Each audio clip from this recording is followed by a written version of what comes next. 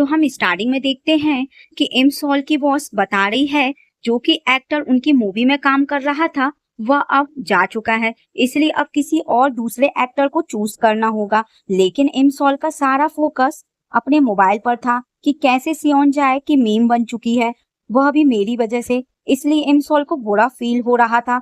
तो वही युनजे भी मोबाइल पर सॉन्ग से बात कर रही होती है। तो तब उसके पास बॉस आई और पूछने लगी कि तुम्हारे अकॉर्डिंग हम किस एक्टर को चूज करें। तो तब इस बात पर युनजे डायरेक्ट सियोन जाय का नाम सजेस्ट कर देती है कि हमें मिस्टर सियोन जाय से बात करनी चाहिए। तो यह सुन एमसोल को शौक लग गया, इसलिए समझाने लगी कि नहीं, यह आइडिया सबसे बुरा रहेगा। लेकिन दूसरा पर्सन कहता है कि यह आइडिया बेस्ट है क्योंकि मिस्टर सियोन जाय के आने से मूवी और ज्यादा हिट हो जाएगी। तो तब बॉस भी मान गई एंड युनजे से कहती हैं कि तुम जल्द से जल्द सियोन जाय को स्क्रिप्ट मेल कर दो। लेकिन जब युनजे स्क्रिप्ट मेल करने भेजी तो तब वह कॉल पर बातें करने के चक्कर में सियोन जाय को गलती से एमसोल वाली मूवी स्क्रिप्ट भेज देती है, जो कि सियोन जाय तक पहुंच भी गई एंड अब वह उसे रीड कर रहा है। साथ ही स्टोरी से इमोशनली अटैच भी होने लगा क्योंकि यह पूरी उसी की तो स्टोरी थी, यानी कि इमसोल ने सियोन जाय और अपनी स्टोरी को ही मूवी स्क्रिप्ट में लिखा हुआ था कि कैसे कैसे वो अपने सुपरस्टार को बचाने 15 साल पीछे पास्ट में गई, जहां उन दोनों को एक दूसरे से लव हो गया। लेकिन जो नसीब में लिखा होता है होता वही है, इसलिए जिस वजह से वो पास्ट में गई थी यानी अपने लव को बचाने, मगर उसे बचा नहीं पाती बल्कि उसके लव की पूरी 3 बार डेथ हो जाती है अपनी गर्लफ्रेंड को बचाने के चक्कर में। इसलिए जब लड़की ने 4th टाइम ट्रेवल किया तो तब वो लड़के के सामने आती ही नहीं, यानी हमेशा के लिए उससे दूर हो गई। इसलिए प्रेजेंट में वह लड़का लड़की को जानता तक नहीं है। साथ ही जो सॉन्ग वो लड़का लड़की के लिए सिंग किया करता था वो भी अब सिर्फ लड़की के माइंड में रह गया है एंड यहाँ इमसोल ने उस सॉन्ग को भी लिखा हुआ था। तो तब ये सब रीड करके सियोन जाय की आंखों में आंसू आ गए। असिस्टेंट भी यहाँ आ गया यह बताते हुए कि तुम्हारे पास गलत स्क्रिप्ट आ चुकी है, जबकि जिसमें तुम्हें काम करना है वह यह वाली है। मगर फिर तभी सियोन जाय को रोता देख शौक रह जाता है कि आखिर तुम रो क्यों रहे हो। सियोन जाय बोला कि पता नहीं, यानी कि मैं सच में रो रहा हूँ। लगता है कि इस मूवी की स्क्रिप्ट मेरे दिल में उतर चुकी है, इसलिए मुझे इसी मूवी में काम करना है, ना कि किसी और में। वेल अब हम देखते हैं कि एमसोल को उसकी बॉस एक बहुत ही एक्सपेंसिव होटल लेकर आई, इसलिए एमसोल पूछने लगी कि हम आखिर आज किससे मिलने वाले हैं। तो तब उन्होंने बताया कि मिस्टर सियोन जाय से, क्योंकि वो तुम्हारी मूवी में काम करना चाहते हैं। तो यह सुन एमसोल के होश उड़ गए कि क्या मिस्टर सियोन जाय, लेकिन आपने मुझसे बिना पूछे मेरी स्क्रिप्ट उन्हें दी क्यों। तो तब बॉस ने बताया कि यह काम मेरा नहीं बल्कि युनजे का है, पर चलो जो भी है, मिस्टर सियोन जाय हमारे साथ काम करने के लिए मान गए हैं, यही हमारे लिए सबसे इम्पोर्टेंट और बड़ी बात है। तो वही सियोन जाय जो कि खुशी खुशी आ रहा था, मगर जब जैसे उसने देखा कि अंदर वह लड़की बैठी है जिसकी वजह से उसकी मीम बन गई थी, इसलिए पूछने लगता है कि क्या सच में इसी ने उस मूवी की स्क्रिप्ट को लिखा है। असिस्टेंट बताता है कि हाँ, क्यों क्या हुआ। तो तब सियोन जाय ने सब बता दिया कि यह वही लड़की है जिसकी वजह से मेरा अवार्ड शो में मजाक बना था, इसलिए मैं इसके साथ काम नहीं करना चाहता हूँ। और फिर तभी यहाँ से जाने लगा, जिसको असिस्टेंट रोकने की कोशिश कर रहा था। तो तब इसलिए सियोन जाय रुका और बोला कि वैसे यही सही मौका है इस लड़की को सबक सिखाने का, यानी जब मैं इसकी मूवी इसके मुंह पर रिजेक्ट करूंगा तो तब इसके रिएक्शन देखने लायक होंगे। इसलिए तभी वह अंदर आ गया और इमसोल की बॉस तो काफी ज्यादा खुश हुई सियोन जाय को देखकर, लेकिन इमसोल नहीं। सियोन जाय इमसोल को देख बोला कि हम सेकेंड टाइम मिल रहे हैं, है ना। तो ये सुन बॉस पूछने लगी कि मतलब क्या आप दोनों पहले भी मिल चुके हो। तो तब सियोन जाय कहता है कि शायद नहीं, मुझे मिसअंडरस्टैंडिंग हो रही होगी। बॉस मूवीज के बारे में बात करने लगती है कि मुझे नहीं पता था कि आपको स्क्रिप्ट इतनी ज्यादा पसंद आ जाएगी कि आप फ्लावर लेकर आ जाओगे। तो तब सियोन जाय ने बताया कि ये फ्लावर्स मैं आपको सॉरी कहने के लिए लाया हूँ। और फिर जब जैसे कहने ही वाला था कि उसे इमसोल की मूवी में काम नहीं करना, लेकिन तभी इमसोल उसके बोलने से पहले कह देती है कि मैं आपको अपनी मूवी में कास्ट नहीं करना चाहती। तो यह सुन सभी लोग काफी बुरी तरह शॉक रह जाते हैं, स्पेशली बॉस। इसलिए कहती है कि तुम ऐसा मजाक क्यों कर रही हो, मगर इमसॉल कहती है कि नहीं, यह मजाक नहीं है, यानी मुझे नहीं लगता कि मिस्टर सियोन जाए मेरी मूवी में काम कर पाएंगे, और वैसे भी हमने इन्हें स्क्रिप्ट भेजी नहीं थी बल्कि गलती से गई थी। तो यह सुन सियोन जाए, जिसके अब ईगो पर बात आ चुकी थी, इसने मुझे रिजेक्ट कैसे किया, इसलिए पूछने लगा कि क्या सच में तुम मुझे रिजेक्ट कर रही हो। तो वेट्रेस की हंसी निकल गई, जिस वजह से सियोन जाए को और ज्यादा इंसल्टेड फील हुआ कि कैसे मुझ जैसे इतने बड़े एक्टर को रिजेक्ट किया जा रहा है। इमसॉल बोली कि माफ करना, मैं आपको हर्ट नहीं करना चाहती थी, पर बस मेरे अकॉर्डिंग आप वो एक्टर नहीं हो जो मेरी मूवी में होना चाहिए। तो तब सियोन जाए कहने लगा कि ऐसा कुछ नहीं है, यानी मैं हर्ट नहीं हुआ हूँ। इनफैक्ट मैं तो खुद यहाँ पर यही कहने आया था कि मुझे भी आपकी मूवी में काम नहीं करना, तभी तो मैं सॉरी बोलने के लिए फ्लावर्स भी लाया था।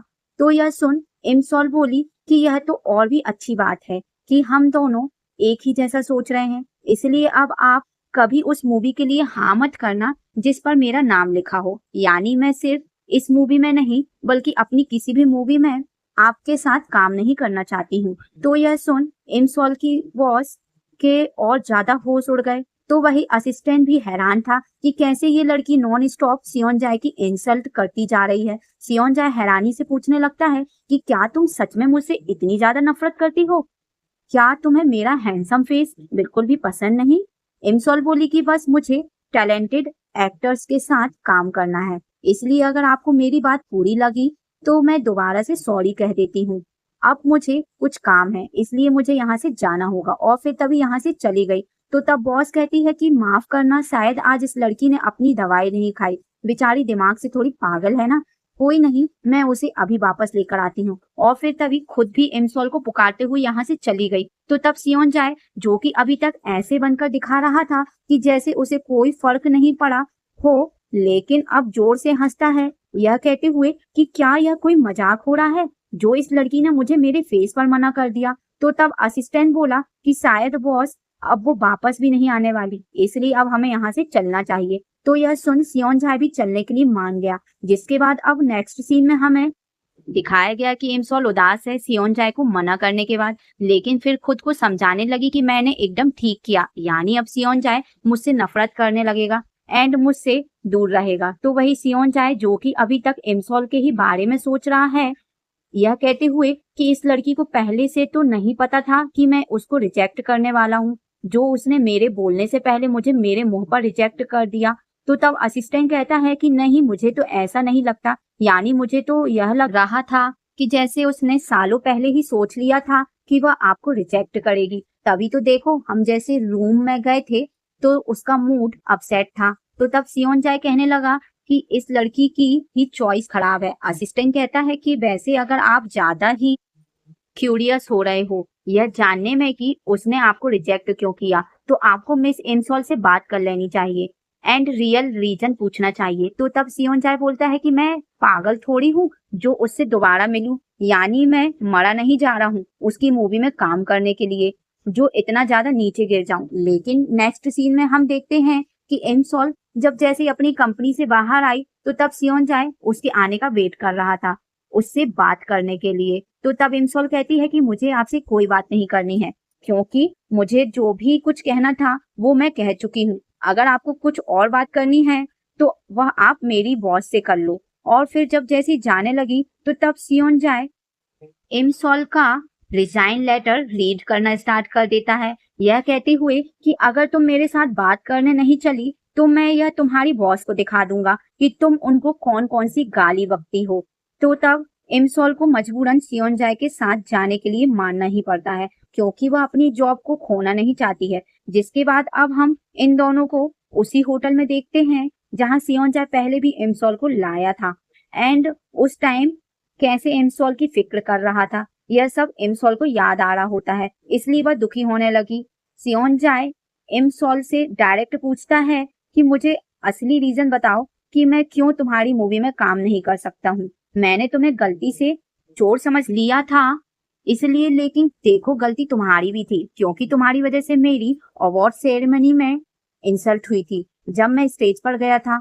तो यह सुन इमसॉल सियोनजाए को सॉरी करने लगी कि उसने गलती से एनवलप को चेंज कर दिया था। सियोनजाए भी इमसॉल को सॉरी कह देता है कि मैंने तुम्हें चोर समझा। साथ ही इमसॉल को उसका एनवलप भी वापस कर देता है और कहने लगा कि वैसे अब जब हम दोनों के बीच की सारी मिसअंडरस्टैंडिंग क्लियर हो चुकी है तो फिर अब तो तुम्हारे पास कोई रीजन नहीं होगा मुझे रिजेक्ट करने का। तो तब इमसॉल बोली कि नहीं, यानी मेरे पास और भी कई सारे रीजन है जिस वजह से मैं तुम्हारे साथ काम नहीं कर सकती हूँ। सियोनजाए पूछने लगता है कि मतलब यानी बताओ मुझे वो सभी रीजन।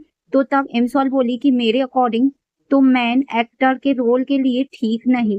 सियोनजाए पूछता है कि तो फिर कौन ठीक रहेगा। तो यह सुन इमसॉल के माइंड में जो आया वो उसका नाम ले लेती है, यानी किसी 50 साल के एक्टर का नाम ले देती है। सियोनजाए हंसता है कि क्या तुम पागल हो गई हो, यानी कि तुम्हारी स्टोरी में हीरो को 15 साल पीछे पास्ट में जाकर स्कूल स्टूडेंट का भी रोल करना है, इसलिए क्या 50 साल की एज का एक्टर स्टूडेंट के रोल को कर पाएगा। इमसॉल बोली कि वो सब तो हम एडिटिंग से कवर कर लेंगे। तो तब सियोनजाए कहने लगा कि मुझे दूसरा रीजन बताओ। तो तब इमसॉल बोली कि मेरी मूवी में रोमांस भी है, तो क्या तुम वो कर पाओगे, क्योंकि तुमने आज तक एक भी रोमांटिक मूवी नहीं की है। सियोनजाए कहने लगा कि तुम इतनी कंफर्म कैसे हो कि मैं रोमांटिक सीन नहीं कर पाऊंगा, पर चलो कोई नहीं, और कोई दूसरा रीजन बताओ। तो तब इमसॉल बोली कि मुझे अपनी मूवी के लिए एकदम फ्रेश फेस चाहिए। सियोनजाए चिढ़ गया कि फ्रेश फेस से क्या मतलब, क्या तुम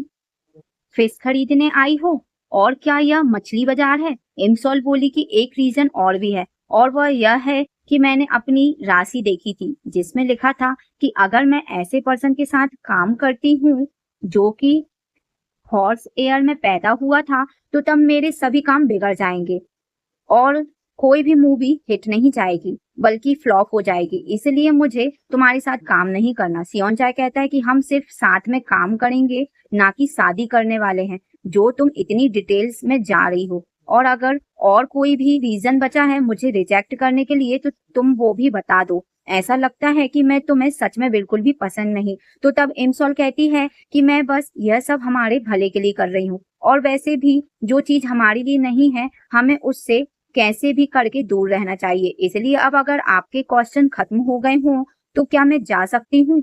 और फिर तभी यहाँ से चली गई, जिसको सियोनजाए रोक भी नहीं पाता। और फिर अब हम देखते हैं कि इमसॉल बस में है क्योंकि वह वापस अपने घर जा रही है, लेकिन वह खुद ब खुद से काफी बुरी तरह से रोना शुरू कर देती है क्योंकि इमसॉल के लिए बहुत ही मुश्किल हो रहा है सियोनजाए से मिलने के बाद उसको खुद से दूर करना, क्योंकि इमसॉल अभी भी सियोनजाए को बहुत ही ज्यादा लाइक करती है, यानी बिल्कुल भी सियोनजाए से दूर नहीं रह पाती है, लेकिन उसे मजबूरन सियोनजाए को खुद से दूर करना पड़ रहा है ताकि सियोनजाए की जान खतरे में डालने से बचा सके। और बस फिर इसी सीन के साथ हमारा पार्ट 44 यहीं पर कंप्लीट हो जाता है। तो गाइस मेरी आगे की वीडियो देखने के लिए मुझे कमेंट करें एंड लाइक करें और सब्सक्राइब करें ताकि आपको मेरी वीडियो आगे आसानी से मिल सके। तो तब तक के लिए बाय बाय।